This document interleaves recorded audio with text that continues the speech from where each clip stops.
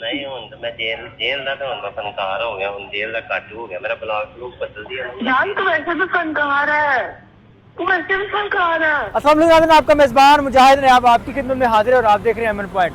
नाज़रीन, एक शख्स है जिसको कल रात से कबल मेरे समेत हर शख्स मजलूम कह रहा था। वो शख्स जिसके लिए मेरे दिल के अंदर ज़ाती तौर पर हमदर्दी थी कि शायद उस पर किसी न किसी जगह पर कहीं ना कहीं पर उसके साथ ज्यादती की गई। मुझे लग रहा था, मेरे समेत और बहुत सारे लोग ये समझ रहे थे कि वो शख्स मासूम हो सकता है, उस शख्स को ट्रैप किया गया होगा, उस शख्स के साथ ज्यादती की गई होगी। लेकिन कल रात एक ऑडियो लीक होती है, इस ऑडियो के अंदर मुबीना तौर पर बातें की जा रही हैं किसी को दोबारा मारने की। वो कहते हैं ना कि कुत्ते की दुम को 100 साल भी बोतल में रखें तो वो सीधी नहीं होती।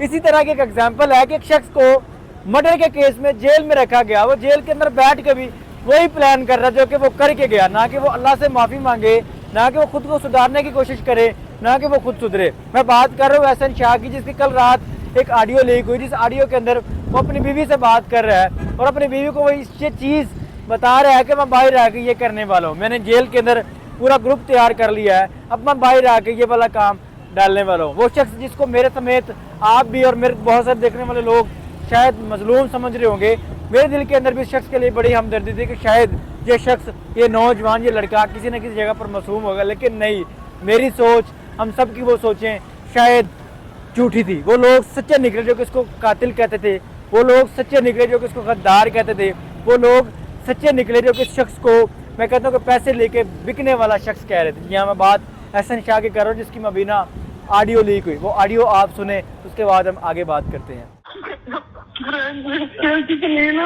मैं तो पहले हमारा ब्रांड से अंगारा बना रहा था। नहीं हूं तो मैं जेल का तो मैं फनकार हो गया, हूं जेल का कट हो गया, मेरा ब्लॉग बदल दिया जान। तू वैसे भी फनकार है, तू वैसे भी फनकार है।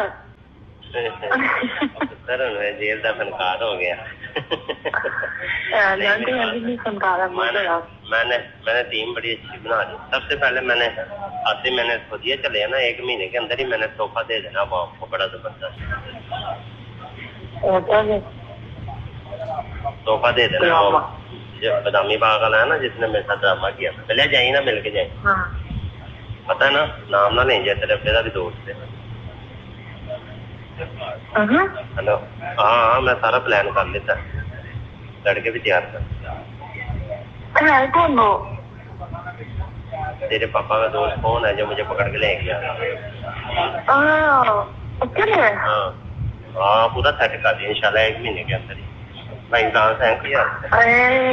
ऐसे क्या, उसने जो मेरे बाप को बातें की है ना, तू जाने दे, मेरी वीडियो से मेरे बाप को जो बातें किया, मेरा बाप तो मर गया था। नाज़रीन, ऑडियो आपने सुनी, इस ऑडियो के अंदर आप अंदाज़ा लगा सकते हो शख्स का जिसको मेरे समेत शायद आप भी मजलूम समझते होंगे, जिसको उसकी वालदा, माएँ तो सबकी साझी होती हैं, वो डिफेंड कर रही है, उसकी बीवी डिफेंड कर रही है, वही बीवी जिसको उस शख्स ने अपना सारा प्लान बताया। प्लान ये था कि मैं जेल से बाहर निकलूँगा, CIA sub inspector Shakeel Bhatt को मारने की बातें की जा रही हैं। ये चीज़ यहाँ पर एक्सपोज हो चुकी है। उस शख्स की जब ये ऑडियो सुनी गई, उस ऑडियो के बाद इस चीज़ का भी अंदाज़ा लगाया जा सकता है कि शख्स को हम ये कह रहे थे कि पुलिस ने इनकाउंटर किया, जिस शख्स के लिए हम ये चीज़ कह रहे थे कि उसके साथ ज्यादती की गई होगी, झूठा पुलिस मुकाबला बनाया होगा। लेकिन नहीं, ये सब बातें हमारी सिर्फ बातें थी। ये हकीकत है कि पुलिस ने जो मुकाबला बनाया, ये पुलिस ने जो मुकाबला बनाया, इस ऑडियो से जाहिर होता है कि वहाँ पर अटैक भी किया गया। इस ऑडियो से जाहिर होता है कि थाना शादबाग की हदूद के अंदर डकैती की वारदात भी की होगी। इस ऑडियो से जाहिर भी होता है कि इस शख्स को जहाँ पर ले जाया जा रहा था, जिस चीज़ की, किस शख्स की, किस चीज़ की निशानदेही के लिए ले जाया जा रहा था, वो सारी चीज़ें झूठी थी। 2023 के अंदर इस शख्स के ऊपर एक FIR होती है।